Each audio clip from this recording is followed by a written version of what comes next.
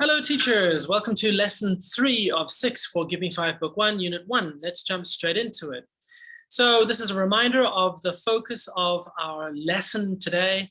And as you can see that there's a variety of things. There's a lot of review over here and there's a lot of conversation as well as a little bit of phonics. So this is what's going to happen with lesson number 3. And I'm going to start off with the introduction. Students are going to be coming in, they're going to be settling down. Maybe you want to ask them a few questions, and then we're going to go straight into vocabulary. Now, I'm just going to throw the vocabulary on the board. It's a lot of words. My students should be quite familiar by now with this, but of course, they need a lot of practice with the pronunciation. They need a lot of practice with the spelling. So I'm going to then throw the words up on the board, and I'm going to ask them to perhaps one by one, the students, to spell a word. So I'll say, Bob, please spell sharpener, and then Bob will spell S-H-R-P-E-N-E-R. Julie, please spell table, T-A-B-L-E, etc. Okay, and you'll go through those words. Now, you'll pause on the words that you discover are a little bit tricky, and maybe you'll be able to doing a bit more review on those. And then, of course, what I want to do is I want to bring the other vocabulary in as well, just to make sure that I'm reviewing it all of the time and I'm keeping it fresh in the heads of our students. Okay, and I'll do the exact same thing: bin, B-I-N, shelf, S-H-E-L-F.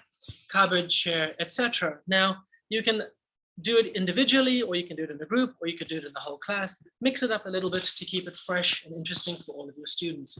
Now, once we've got the vocabulary on the board, once I'm happy and the kids are now focused in on the content, they're focused in on today's lesson, I'm going to move into the reading section. So I'm going to ask my students to then open up their books, go to the relevant page, and then I will actually ask the whole class to read. All right, boys and girls, let's read it together. Put the book on the shelf, on the shelf, on the shelf. Put the book on the shelf. Let's tidy up. Now, maybe after that, once we've all read it together, the students are supposed to understand the cadence of that. They're supposed to understand the tempo and the beat of that, okay? And that is the idea behind creating and pushing fluency.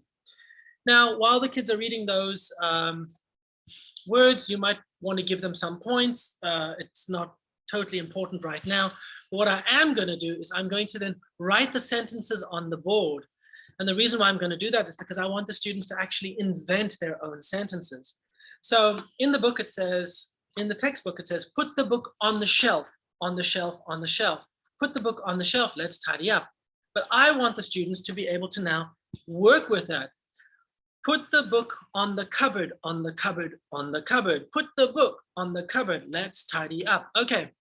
And so once the students understand that pattern, you can now mix it up for them and allow them to then rework that in order for them to own the language. So we've now done the modeling. The kids have had a fair amount of practice. And now I want them to stand up and I want them to be able to say those sentences. So I might have student A, B, C, or I might have these 3 kids as group A, another 3 kids as group B, and another 3 kids as group C, depending on how you want to rotate that for your students. Okay, and so they stand up, they will then speak those sentences out, and then you'll give them their points.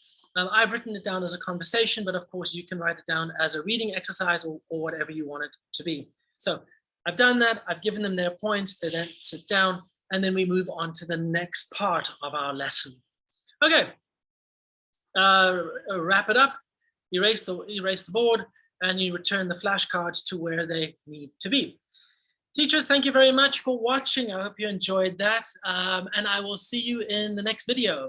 Take care then, bye-bye.